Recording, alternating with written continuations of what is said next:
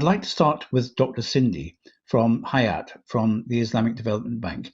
I could have done with you on my side a few months ago when I wrote an editorial in our CISI Chartered Institute for Securities and Investment magazine saying that grey is the new green. And what I meant was that green was now rather old-fashioned, and that the grey of science, the grey of the sort of medicines, the machines that make the medicines which were saving us, the testing machines which made sure how long we had to live and if we needed some help to continue to do that longer, all the science which has been brought to bear this past year in saving the world from the pandemic. And it's great to have a proper person who knows what she's talking about on, I hope on my side here, not necessarily saying that grey is the new green, but I'd love to find your take, Hayat, on the importance of science in achieving the Sustainable Development Goals, and welcome. Thank you very much, George. Bismillah ar-Rahman ar-Rahim. Good morning, good afternoon, everyone. Thank you, George, for this nice, kind introduction.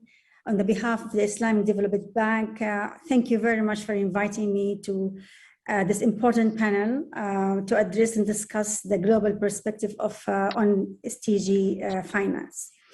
With COVID-19, as you mentioned, crisis, there doesn't seem a more critical time to consider the future of ethical and sustainable financing, and how countries and their financial partners can rebuild more resilient economies for people, for our planet, and continue the progress toward SDGs. Our president, Dr. Bandar Hajjar, His Excellency Dr. Bandar Hajjar, always focus on addressing the root causes hindering development. And sustainable development goals can only be achieved through a new business model, which creates partnerships and financing mechanisms that attract new type of investors and allows competitive growth. His Excellency, with his new business model, put SDG as the umbrella of the whole IsDB, Islamic Development Bank activities. And when SDG was launched in 2015, was a new path was illuminated by UN as a universal call to all of us to look after our planet.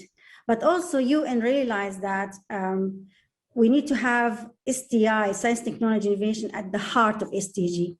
And this unites the vision between scientists and policymakers to address the challenges to achieve SDGs. As you know, it's not easy to accomplish no hunger zone or poverty or renewable energy and quality education without innovative ideas, without technology, without science, without innovation. And that's why bring us to the power of science, technology, and innovation, what I want to focus on this, my 3-4 minutes introduction. His Excellency realized, because all our work is development work, so he put science, technology, and innovation at the heart of our organization as the key pillar for our strategic also partnership. So we established Science, Technology, Innovation Department. We are the first multilateral bank to establish that. And we're advancing in the science, technology, and innovation in the 3 main tracks. The first one, we're assisting our member countries in developing strategies and policies that support the establishment of STI ecosystem using SDG index. Second, we're integrating STI and SDG into the whole business model of the ISDB and projects. And that's also when we come to a point of how we do impact finance. Also, we're providing seed money, which is very critical to the entrepreneurs and an innovator to fulfill their own potential and develop solution, local solution, which is really now with COVID-19 highlights how much we lack local innovation to address SDGs.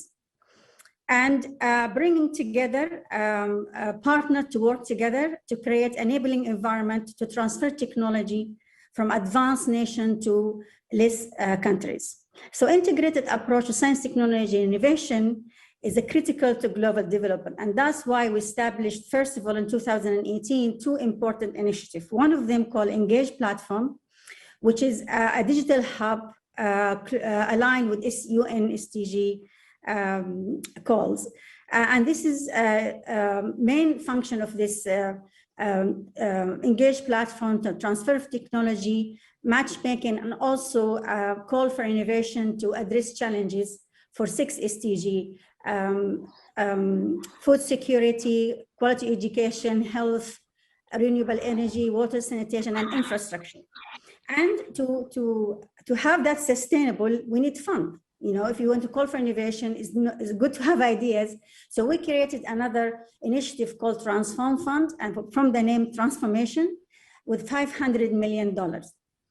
And for the past 4 years, we've been getting an amazing ideas from the globe. So regarding of nationality or religion or sector, it's a win-win situation. We challenge scientists around the world. We challenge institution to come with ideas to address the challenges, and we tap to the local innovation. And so far, for the past 3 years, we have about more than 95 innovative solutions addressing challenging in the 6 focus area. And also we address sustainable cities. When we start the Engage platform and Transform Fund, a lot of people said to me, you're a dreamer. In a developing world, people face, sorry to say, you know, depression, famine, catastrophe, wars. And amazing, we received more than 4,000 entries for the first year, and gradually 5,000 and 6,000. An amazing idea, George. An amazing idea. We can talk about that later, about the example. And that's exactly what we need to do, especially with the crisis. Because it's no drug company going to give you full license to move that to the most deprived world. But you need to tap to the local talent, to health expert talent, to understand how we can establish R&D and focus on technology transfer and to develop vaccination. My last point before I finish, also we reorganized the whole scholarship program, which is I'm responsible for, under sustainability science. And that's critical, but also can give help to women to have science and technology attractive to them. Because with the Sustainable Development Goals, when you have sustainability science, we study for 3 months what will be the main skills we need to equip our students from our member countries to help their own country to build the right infrastructure. So for example, you can do chemistry, but think about pollution of microplastic. You can do engineering, but think about renewable energy. So we establish or re-establish the whole scholarship program and the sustainability science. And so far, we invested more than $200 million for the scholarship program. I stop here, George, to give a floor to the rest of my honorable panel, and then we'll come back if you have any more questions. Thank you very much. Thank you very much, Hayat. Can I ask you can I jump in chairman's privilege and ask you one question, which is about, you set up the Transform Fund 2 years roughly before the pandemic. How has the pandemic affected your investment decisions, I wonder? A great question, and it's exactly the power of the digital platform of Engage and Transform Fund. We wanted to, we wanted to be part of the global address of the challenges. So we direct last year, 2020 and 2021, we directed the call to whole scientific institution to come with the ideas for low diagnostic, because diagnostic is the key thing for prevention, and how we can build the whole value chain of health system. And amazing, George, what we get. For example, we picked top 30 amazing scientists from all around the globe. As I mentioned, 173 countries, from Europe, from Africa, from Asia, from Middle East, from the whole the globe. And one of the examples, for example, this guy Karim, who from Canada, but he created this portable X-ray to be taken to whole Pakistan to be able to test for the ventilation system and how he can, and if he can need to be admitted to hospital and if he's responding to drugs. Another one, he developed an amazing digital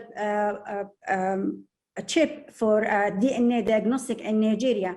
And some of our students with EduCast who changed his like a telemedicine, who are reaching 100 million people and women in Pakistan to be able to be diagnosed and have this telemedicine type of treatment, so saving millions of lives. So that type of innovation, and it can be scale up. It can be, we invested in like a proof of the concept idea to scale up to commercialization. And one example of when we invested in 2018, was before COVID.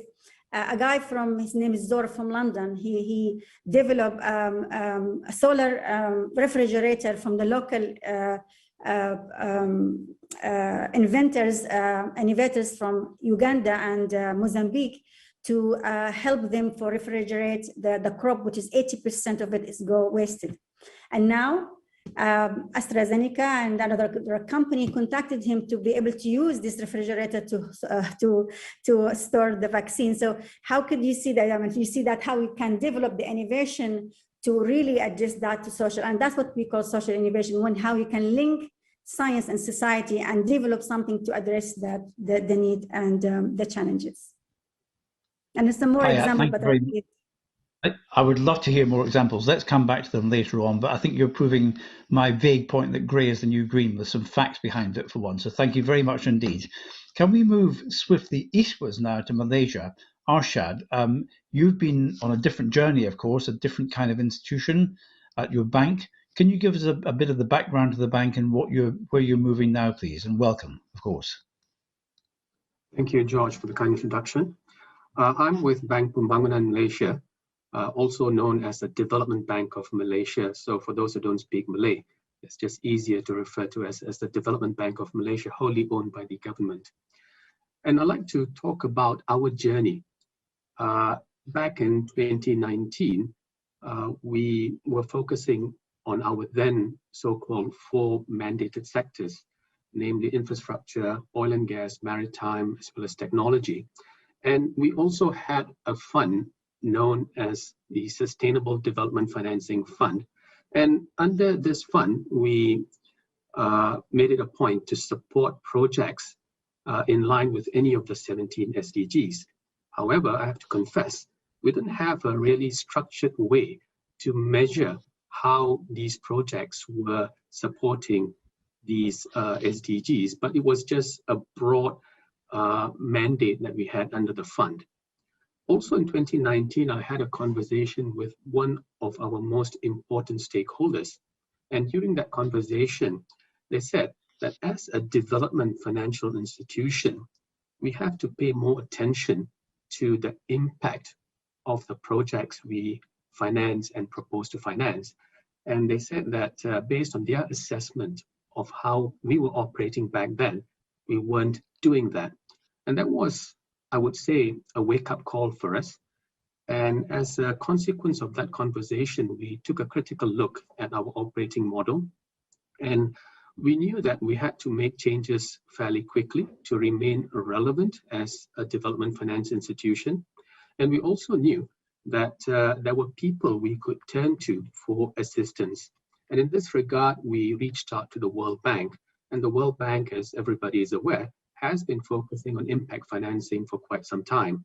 So we reached out to them, and together with a team at Bank Pembangunan, we spent 6 months developing an impact assessment framework. Now, at the very beginning of this project, the World Bank team asked us 2 basic but fundamental questions. Which of the 17 SDGs does your bank want to focus on? And that question took me by surprise. We then spent a bit more time discussing this, as I said, very basic but fundamental question. And we decided to look at our then portfolio and map the portfolio against all 17 SDGs. And as a consequence of that analysis, we discovered that 5 of the 17 SDGs were most relevant to our then portfolio. So the question then was, do you want to focus on just these 5 SDGs, or do you want to focus on all 17? We decided to start by focusing on these 5 SDGs. The SDGs that we decided to anchor our assessment framework to are SDGs 7, 8, 9, 10, and 13. And of course, I will mention later why we probably need to enhance our framework, because as we run more and more projects through our assessment framework, we often realize that there are other SDGs that are relevant, but because our framework as currently constructed does not assess those SDGs, we might be losing out on the impact assessment. So that was the first basic but fundamental question. The second basic and again fundamental question that we had to answer was this: if a project we run through the assessment framework does not meet or does not achieve a minimum score, do we turn those projects away? Again, we spent a fair bit of time together with the World Bank team, and we decided that we needed time to understand how this assessment framework was going to work, how it was going to impact our decision-making process at the bank itself.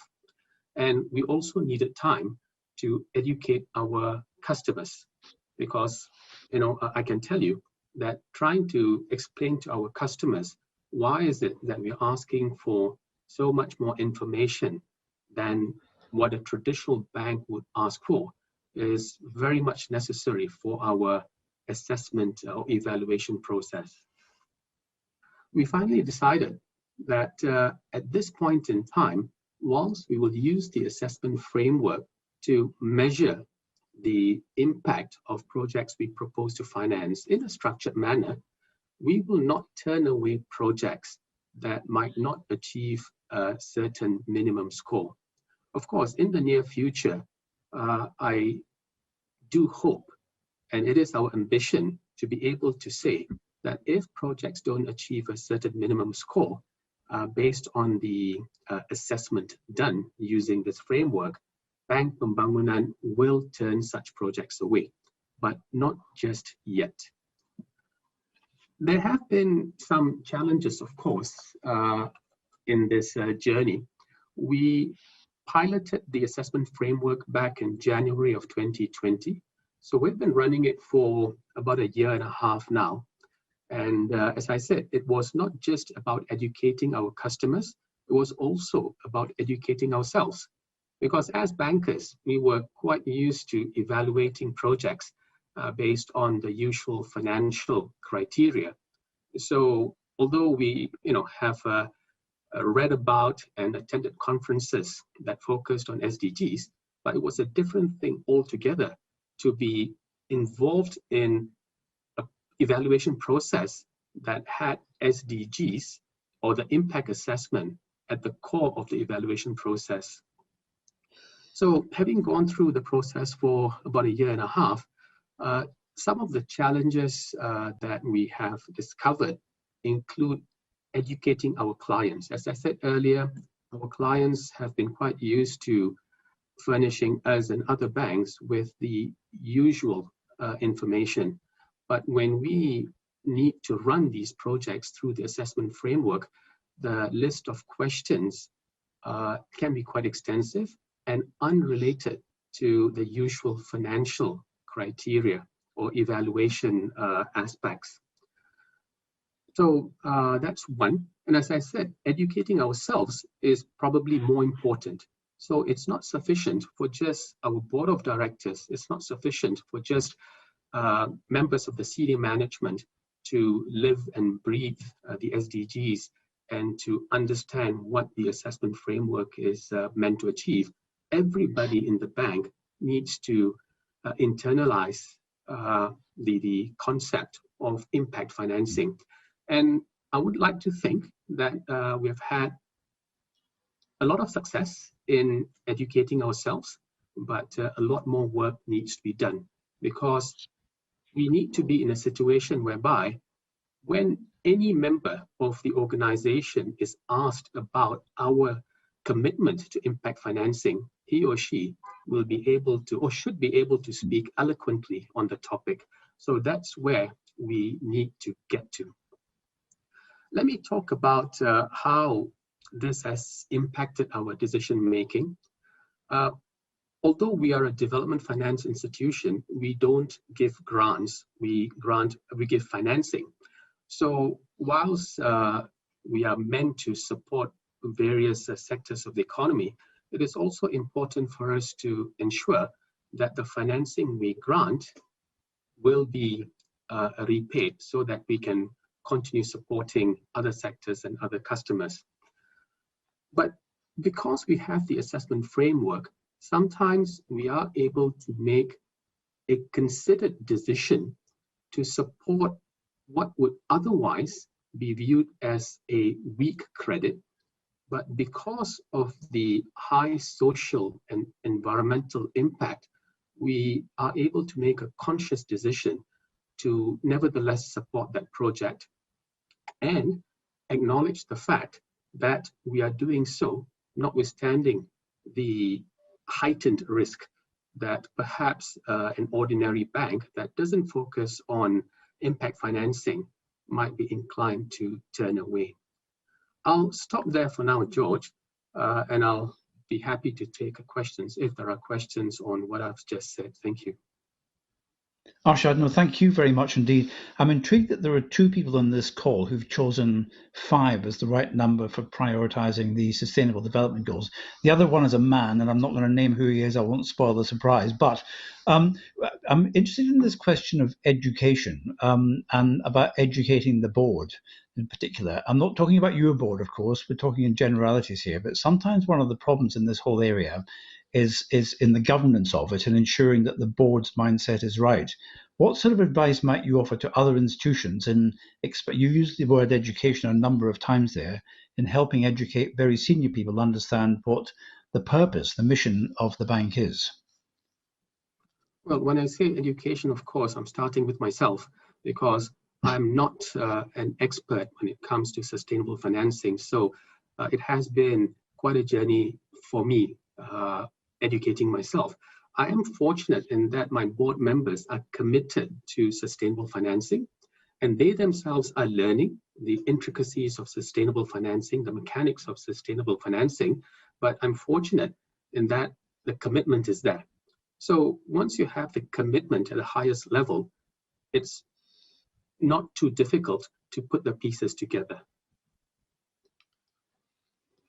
Thank you, Arshad, very much indeed. Can I turn now to, time is marching on, so can I turn now to Abu? Abu, can I just say before you start that I'm hugely impressed by your website, in that it genuinely, I've been looking around all of your websites, of course, maybe not Aberdeen standards, because I know the firm reasonably well, but in the case of Sterling Bank, it seems to want to help me genuinely and enormously. I walked into a bank in London a few weeks ago to pay in a cheque, which for younger viewers is a piece of paper with figures written on it and a sum of money and a signature at the bottom from an American organization. And I found it quite hard to pay in the cheque because somebody was desperately trying to sell me a mortgage. Now, I don't have a mortgage. I don't want one. I used to have one. I'm too old to have a mortgage, but it didn't stop them trying to sell to me. But your website is great because it really was assuming that I was looking for help in trying to do things and made me good offers based on what I was looking at. So thank you. Abu, welcome. And I wonder whether you might be the person with 5 sustainable development goals as your objective.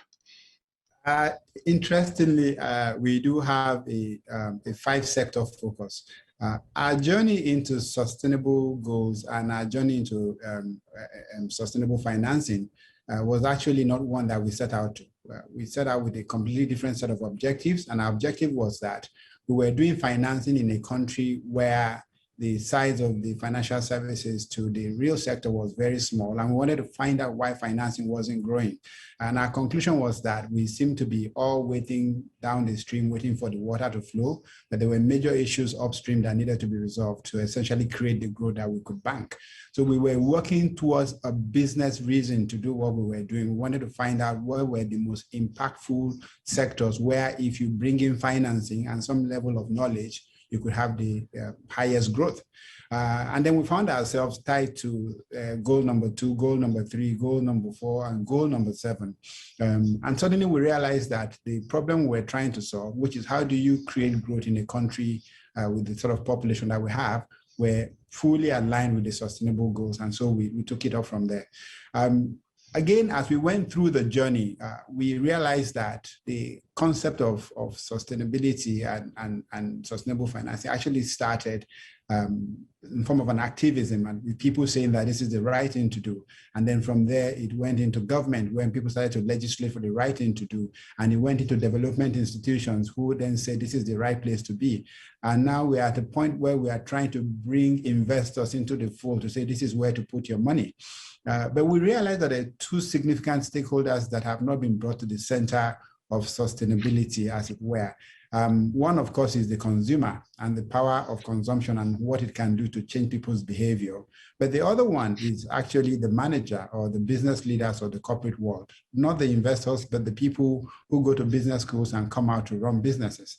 And this matters because at some level, they are in a unique position to aggregate all the other stakeholders who are interested in the SDGs to say, look, this can be done differently. So our approach is we've approached this to say the best way to create long-term economic value for our institution is to solve the biggest problems of the society. And it so happened that those goals are actually aligned with the biggest problem that SDGs are trying to focus on. So how does this happen for us? If you look at it from a business and from a what I would call an economic perspective, in Nigeria, and I think this is true of all emerging and frontier markets, there are sectors where there is a significant gap between what the environment is able to provide or what the supply is and what the demand is. One good example is education, where, for instance, the total population of students in Nigerian higher institutions is 2 million, and the population of the country is 200 million. So clear demand-supply gap, and therefore, if you figure out a model to provide these services at an affordable cost, it will scale. Same is true of healthcare, same is true of power. We have one of the most ineffective power systems in the world, one that was not built on legacy systems that are fossil-based. Therefore, our decision, for instance, to go into renewable energy was driven by the economics of it rather than just the fact that it has social impact. So we ended up funding healthcare, which we think is a massive opportunity for our country. We ended up funding education, which I have just explained. We ended up in agriculture, which again ties into sustainable goal number 2. We then ended up funding renewable energy, which is the number 7, and then we ended up funding transport, which is, to our mind, ties all the other goals together. And we call that the heart sector. So it's health, education, agriculture, renewable energy, and transport. But the beauty of what we've done is that rather than try to pursue specific projects that would come under the sustainable goals, we have decided to allocate portfolios. So you take 20% of your entire lending portfolio, I'm going to put it in the heart sector. And then you set goals to say every 2 years, I'm going to increase that by another 5%. So we are migrating the entire institution to focus on the sustainability as a core. But that is not where the victory came from. The real victory was that we're able to convince our shareholders, and our shareholder base cut across the entire world, with banks like State Bank of India as a shareholder in Sterling Bank and quite a lot of private money. We convinced them that this model is actually a far more superior model than what we've done today, which is to pursue quarterly reporting and focus on the what I would call the instant gratification. They now believe that if we run this model successfully, we'll have a long-term viable business that will compete favorably with any other business. And the second point is that we've now put the heart sector at the core of the bank. And therefore, we are spending a lot of money building capabilities in these sectors. Once you have the knowledge, once you have that capabilities, once you have the relationship with the sector, bring it together with finance and technology, and then you can actually start to have real impact. So our real victory is that at the heart of the heart sector, if I may say that, at the heart of our own sustainable financing, it's the business leaders themselves who have brought the investors to the table, who have brought the board members to the table, who have connected with development finance across the world. We're now connecting with government and convincing them that this is the way to go. And obviously, the last leg of that is that we connect with both the consumer on one side and hopefully global investors on the other side.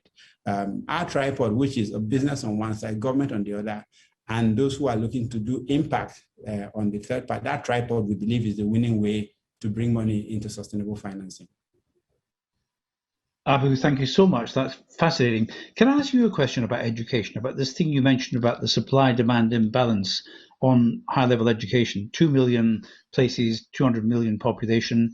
How can you work with the industry to provide to help encourage higher levels of provision of education in that way. How might that work? How does it work? I'm sure you are working on it right now. How does it work in practice? Can you give us some practical examples, please? So we have an interesting model where we said that we need to first of all figure out how to deliver the education that is required at the price that we can afford, right? So clearly the current model, for instance, of 4 years in university, average cost of $5,000 per annum doesn't work for us. We have now found a model where we're collaborating with Nexford. Nexford is a 100% online university that is originally registered in the United States and is now working with the Nigerian University Commission. We are then collaborating with them to offer a 3-year pathway to a bachelor's degree. But what makes this different is that in those 3 years, there is a partner, right, a corporate partner, where the students will then intern for 3 years. So you get to have the benefit of 3-year work experience in a sector of your choosing while you get the education.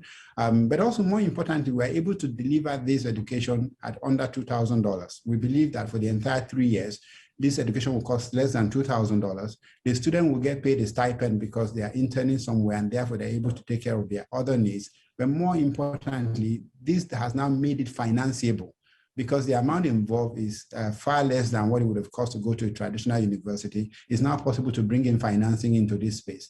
What we are hoping for is that partners from across will start doing some risk sharing or some liquidity facility to enable us scale this. And obviously, because it's an online university system, our capability to scale is so significant that we can add 100,000 or 200,000 a year or two and hopefully scale into millions. So that's one example of how to, first of all, deliver the education that we need at the price that we can afford.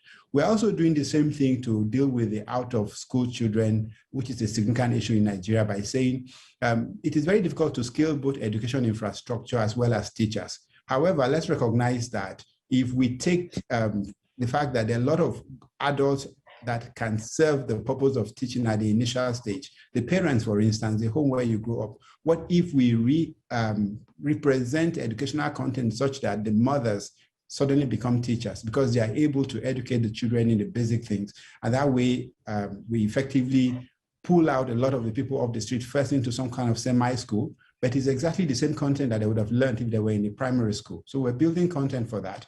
And once it is demonstrated that the quality of education arising from that is as good as what you get in a primary school, then hopefully we can scale it to millions of homes rather than trying to build thousands of schools. Abu, thank you so much. When we're all allowed to travel again, one of my first objectives would be to come and visit all the great work that you three are doing in different countries around the world, which I would love to revisit. Thank you all. Now, last but very far from least, and in a country which I will visit, even before flying is allowed, Sarah Norrisn, Investment Director at Aberdeen Standard Investment. Sarah is in fact in the west coast of Scotland, not in slightly better connected Edinburgh, but we may get her back by voice sometime soon rather than by video. I do apologise, and Sarah, we hope you can rejoin us. We've had a number of questions in about measurement of impact investing, but I wonder if I might... Sarah's back. Can you hear us? Sarah, welcome. I can, apologies for that. Not at all. I've just explained that you are a lucky person to be in the west of Scotland. We're the biggest and half of it oldest firms in Scotland. We heard the First Minister of Scotland, Nicola Sturgeon, talking this morning about Scotland's great heritage in this field. Standard Life, vast, been there forever, since before any of us were born, even me. Aberdeen Standard, a newer firm, very nimble, very big indeed, and the combination, really terrific, powerful force. How has this whole field worked for you over the decade in which you've worked in this industry? And thank you for rejoining us. Well, no, apologies. As you say, being in Scotland, it's a great privilege, even though we don't necessarily have the best connection at all times. But I guess our journey in impact investing has very much been to try and be a partnership and complementary to a lot of the presentations that you've heard earlier, because we developed a strategy that is impact investing in listed equities. So we're very much impact aligned rather than investing in specific projects. And I think we heard both Abu mention it and also Dr. Hayat talking about how we should be focusing on investments to deliver the Sustainable Development Goals and really looking at unmet needs which I think Abu said eloquently, and it's a phrase I always use, is unmet need translates to unmet demand, and therefore that should be returns enhancing. You're investing in a project where there's a natural demand, and that's how we think about impact investing, and that we are looking to use the Sustainable Development Goals as a lens for defining unmet need and prioritizing the significant issues the world faces, both from an environmental perspective and from a social perspective. And using this lens, we have taken the Sustainable Development Goals and translated them into investable themes from a listed equity context, because we know that the Sustainable Development Goals aren't for corporates, they're for countries. But corporates have a role to play in achieving the Sustainable Development Goals. In the prior presentation, I think the presenters were talking about a funding gap and mentioned about 8% of GDP in one instance. And to put that in context, the UN has estimated that there's a $2.5 trillion funding gap in emerging economies to meet the Sustainable Development Goals. And so with stretched government balance sheets and there's a necessary partnership there between governments, development banks, and other actors, as well as corporates, to delivering these Sustainable Development Goals. And those strategies make up a spectrum of capital, I think, that can be quite complementary, filling different gaps and able to contribute to the ultimate goal of delivering the Sustainable Development Goals.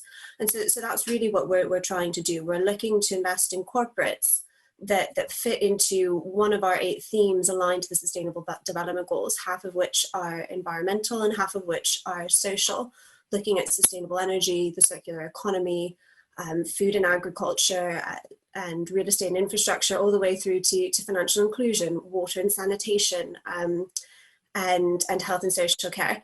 And really looking at companies that are investing in products and services that are going to drive a measurable impact in each of these different areas. And that, I think, is the key focus, is looking at companies that are investing. We don't want to look at companies that are just aligned to specific themes. We want to see companies that are mission-led, really investing in products and services that are going to tap into that unmet need and that unmet demand, because we do think that there is a business case for delivering profit with purpose, I guess is the phrase that we always use.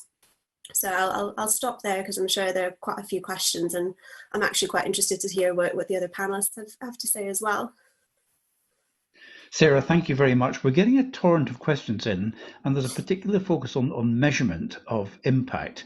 How do you go about evidencing the sort of impact that your investments in listed companies have on the Sustainable Development Goals? And then I'd like to go around the rest of the panel asking them the same question about measurement. How do we measure the impact?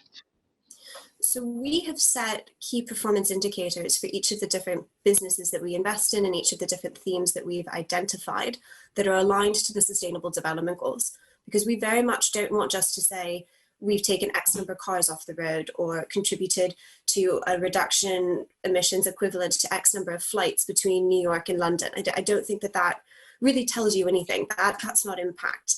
We instead want to look and say, okay, how is a company actually affecting the financial inclusion gap in a specific country? What are the financial accounts that they are creating? What are the interest rates that they're charging? What are the churn rates? And deep diving to be able to link back the impacts that the companies are having at a specific country level. So I guess a good example is a company called Kornit Digital, and they operate waterless printers for the textile industry. And so we know that the textile industry contributes to 30% of water pollution globally, and 10% of microplastics in the ocean come from textiles. So Kornit is really trying to eliminate that water usage in the printing technology that it offers, and is then able to report that reduction in water usage back up to the big businesses that use it, whether that is an Amazon or a Nike or an Adidas, and really driving home how water use is changing in a specific country. So you can see where your water stressed areas, is there printing there, and the reduction in volume in water, and how that contributes to some of the goals, specifically around water usage and sanitation. Sarah, thank you very much indeed. Dr. Hayat, may I turn to you now? I just wonder, is it naive of me to think that measuring impact from a new investment in something innovative might be easier than measuring impact from, say, an equity investment in an old established business? I think that probably is naive of me.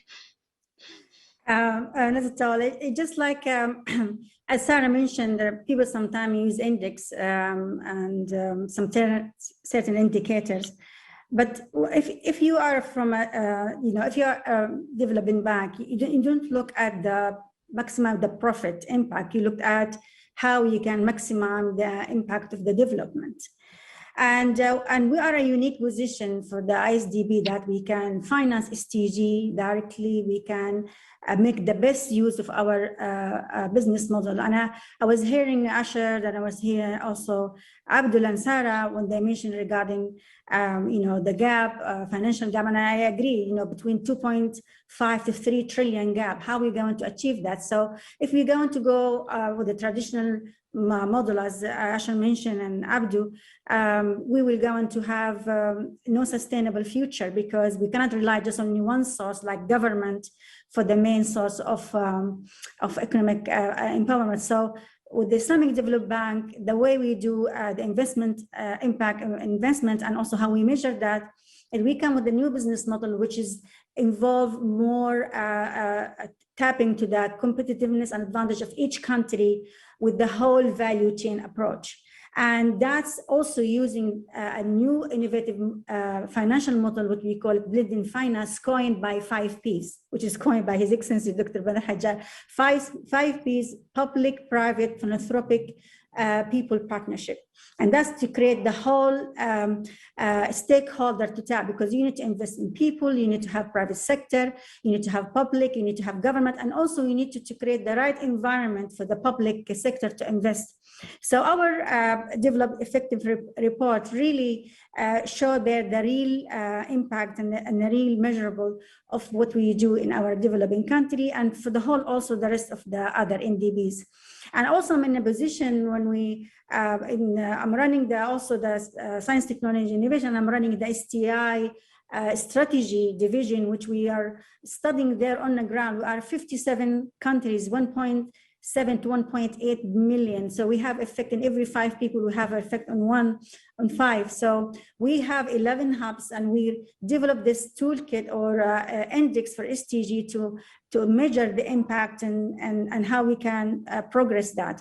So it's not an easy, straightforward, but also you can see the impact when you have investment in scholarship, and it's like what we did in the Transform Fund, the impact on that, and how that now our technology and our transformers, we've been asked by WHO to have their own ideas to be mainstream in their own offices on the ground and on the developing countries. So that's a whole way of looking to approach in more comprehensive way, and tap to the new business model, which involve the whole stakeholder with the blended finance, and see how we can from the start see the impact of that. Because when Dr. Berhad Hajjar arrived in the bank, he canceled many projects that he cannot see the real impact for that, because you can tick in your sheet, I've done, we built 10 universities, but how many people really have the impact of them? How many people really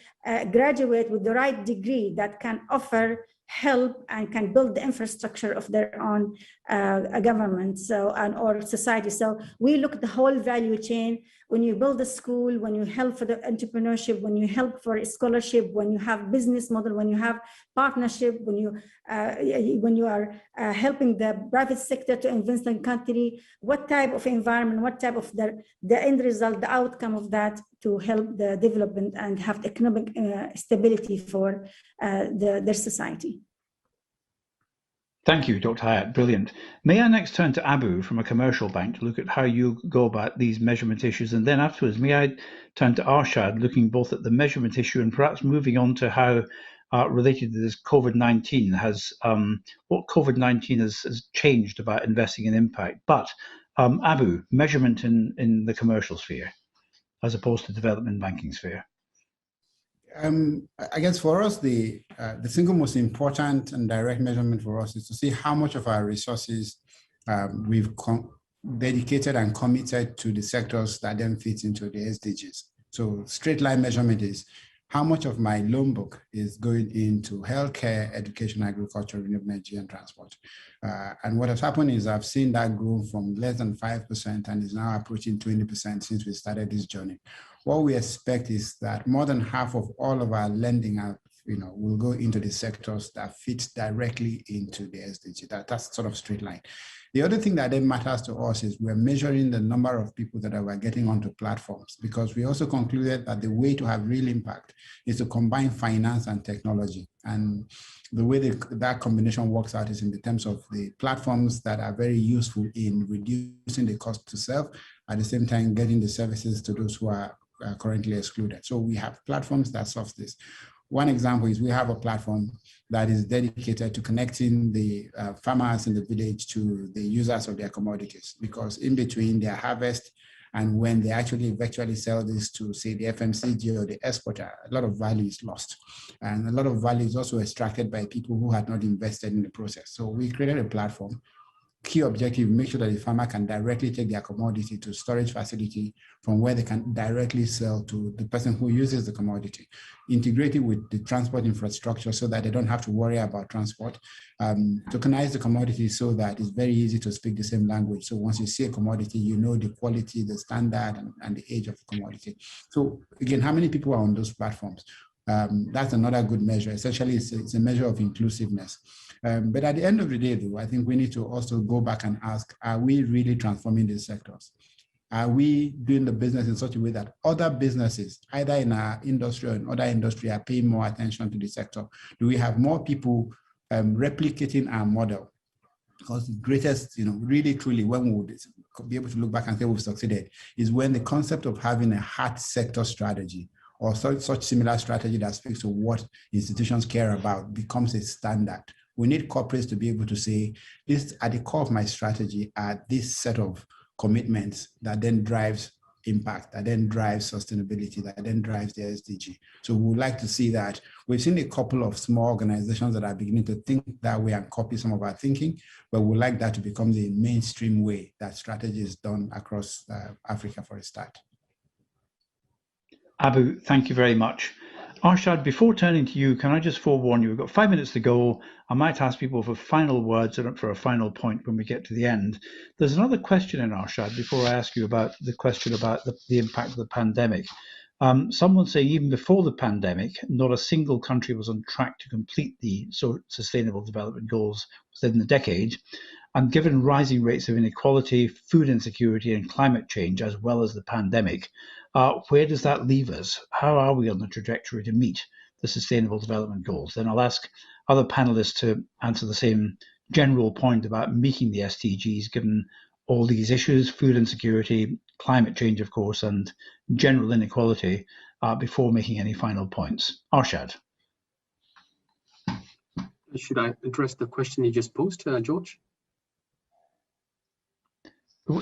Essentially, with most of the countries, in fact, virtually no one is going to meet the Sustainable Development Goals by the end of the decade. And given growing levels of food insecurity, the issues around climate change, and other problems that we've been discussing this morning, where does that leave us? Do you think we might, on a general front, achieve the Sustainable Development Goals in large parts of the world by the end of this decade? Well, what I will say is that there's definitely an urgency, and the fact that we don't expect all countries to achieve the objectives by the end of the decade should be an alarm bell for all of us. And as I mentioned earlier, financial institutions do have the power to change behavior in society, and it is therefore important for financial institutions to focus on doing what needs to be done. As I said, we don't have the luxury of time. Governments, of course, can set policies, but can actually accelerate the execution and implementation of those policies. So that is what I would say as a direct response to your question, George. Thank you very much, Arshad. Sarah, what do you think? Can we accelerate the progress towards Sustainable Development Goals? I would agree with Arshad that there's definitely a sense of urgency, and something that has been phenomenal to see is over the last decade, the perception of the greatest risks that the world faces has overwhelmingly transformed from being political or economic to being environmental and social. And so I think there is a heightened awareness. I call it in the UK the David Attenborough effect. We know where our food comes from, we know how our clothes are made, and there's an agitation from consumers as well as an increased political will from our regulators around delivering the Sustainable Development Goals as best we can. And I think we can't wait for perfect, because if we wait for perfect, we'll never get there. So we do have to start acting now. And I think that action is starting to accelerate, but coming back to the point that one of the ways that we deliver the Sustainable Development Goals is buy-in from every actor in society. We can't wait for just regulators. We can't wait for just NGOs or rely on just NGOs. I thought Hayat's P's were brilliant in terms of how you phrase that. And it is very much every level of society that will have to deliver the Sustainable Development Goals, and everybody has a role to play, whether it's a corporate, an individual, or a development bank. Sarah, thank you very much. Development banks, Hayat, what's your view on this about likelihood of achieving them? Thank you, George. It was luckily I was delivering a talk yesterday on OECD country about SDG index, and I'm just going to read the fact to all of you just from my note from yesterday. We did this analysis of all our member countries regarding SDG. So 2020, IsDB member countries has an SDG index score of average 61.6 on a scale of 100. So that's, you can see, is below average, and is not even distributed evenly among the 57 countries, because 21 of 57 least developed countries. So we have to really take into consideration the infrastructure of each country. But the most SDG that is performed relatively well, SDG number 13, which is climate change, SDG number 12, responsible consumption and production, and SDG number 4, quality education. And you're right in terms of the facing important challenge, SDG number 2, which is zero hunger, SDG number 5, which is quality, gender equality, and SDG number 9 for the whole globe, developed or developing country, which is the innovation and infrastructure. So we need to we tap in onto that, and the Transform Fund and engage. Yes, when we ask people to address challenges in the whole 6 SDG, we found certain country, they are really good in health. And when we did this landscape of calling a local or national competition, we find, for example, in Bangladesh, most of the IP coming to us is in textile, and for example, in Niger, agriculture, and for example, in Pakistan, health. So that type of data, which is a unique data we collect, give us the right chance and channel to tap on why, for example, other SDG not being addressed by this country. What are really the main challenges they're facing, and how we can address that with the whole value chain of country, policymakers, decision makers, investors. So we are trying to use that index also, even though we're happy to see most of the innovation in agriculture, but what about the rest? And that gives us indication of how we can channel that. And we believe science, technology, innovation could help here, innovative finance, innovative ideas, tap into the local talent, especially with COVID-19, building R&D. We are in a critical mass. You're right, 2 main sectors affected badly by COVID-19. We know health, of course, but farmers, agriculture, and education. And now we are putting a program with about $2.3 billion, which is called 3 R's, response, restart, and rebuild, where the 2 main functions of this program is, like, of course, for the emergency response, like a mask, a ventilator, but also the second part, how to build the infrastructure, how to help with the SMEs that have been hindered very badly by this, how we can help the financial stability, how we can tap to the other sector that have been hit badly. So we need to do a lot of work, but I believe we're doing the right track by getting this special data and putting decision maker in the back, really putting the right resources at the right time with the right people. Thank you. Thank you very much, Hayat. Abu, before I turn to you with the same question about achieving those goals, last year at this time before the event, I'd just finished reading a brand new book by John Kay, brilliant Scottish economist, on radical uncertainty, which I find fascinating. This year I've been reading a book about how you become a good ancestor, what we should do to think long term, to think about our, in my case, grandchildren as well as children. But can I segue you, Abu, into an absolutely final question about, with a brief answer, please, about how we become good ancestors, but sustainable development goals, which is part of that. Can we accelerate the process in the coming years to achieve the objective? Yes, I do believe that we missed out a very important segment when we were trying to create the environment for sustainable goals. And that is the people that end up becoming leaders in businesses. So when you go to a business school today, there's a significant amount of education on how to deliver returns and all the other things. But very little is done to actually prep people so that they're thinking holistically. And that doesn't mean that you are underperforming. It just simply means that you're thinking about all of what constitute returns, all of what constitute return on investment. Right now, it's so skewed to financial return that there's very little conversation.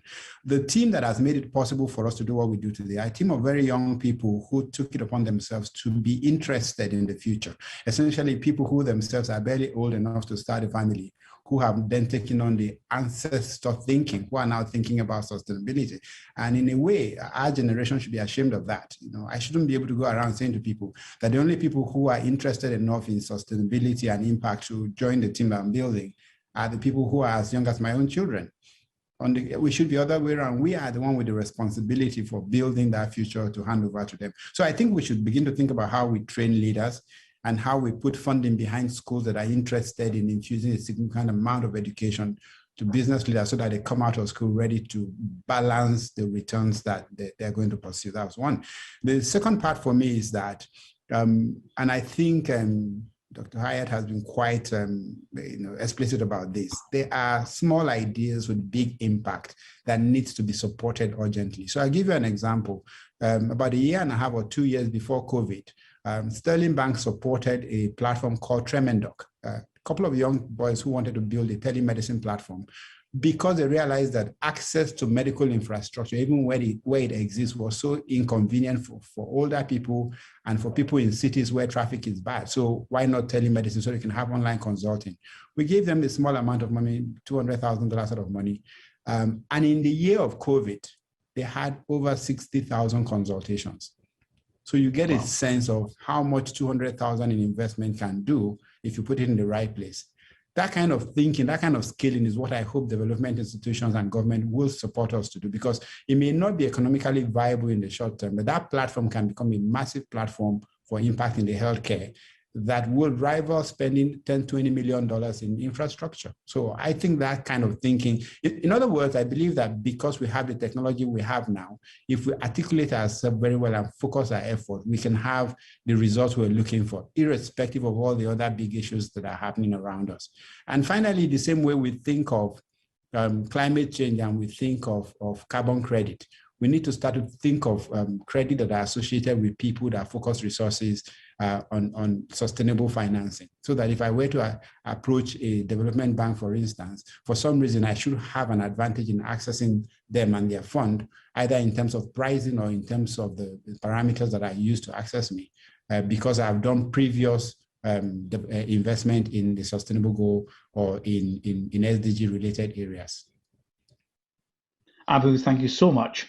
We're running out of time here, but can I ask maybe for a one-liner? You're all very far from being ancestor age, unlike me, but can I start with Sarah, then Arshad, then Hayat? Any one or two liners on what we should be doing to become one of these good ancestors? Sarah? I guess from my perspective, it's very much how you allocate your capital, how you make your investments, how you set yourself up for the future. We all have investments, we're all investing for our future and for our children's futures. And I think we have to really remember that it's not just the financial returns that we're investing for, it's also in the planet that we are investing. And I think that there are wonderful opportunities to align your investments with your ethical and moral beliefs, and impact is a brilliant way to do that. And we now can do it in a listed equity context. I mean, we've seen a 12% increase annually in capital allocated to impact strategies and a 33% increase in equity strategies. So I would really urge everyone to think about how they're setting up themselves up financially for the future, and if they can align that with specific social and environmental targets as well, because I do think the two go hand in hand. Investing in an unmet need is unmet demand, and that should be returns enhancing. So being able to allocate capital towards those priority areas does not mean you have to sacrifice the return. It actually is a way to benefit society and the future. Brilliant, Sarah. Thank you very much. Arshad. George, perhaps as professionals, we need to behave more like human beings. What I mean by that, as a human being, what kind of a planet do you want to leave for your children? So why can't you adopt that thinking as a professional? And I think it's a matter of acknowledging our responsibilities as professionals, as human beings, and taking responsibility for doing what is necessary, and also being responsible for the authority and the power we have in our respective organizations to drive the right behavior. Arshad, thank you. Now, Dr. Hayat, finally, to you.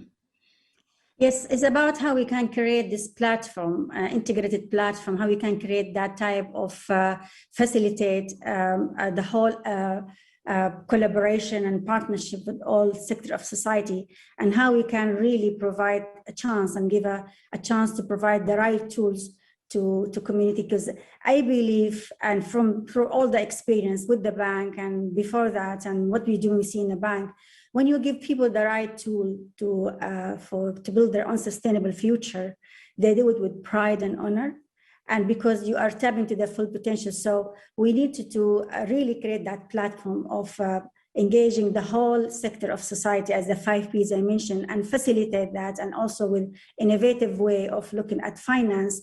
But the key thing also here, how to have a real and passionate and align with you partners, because without partnership, you cannot do that by yourself.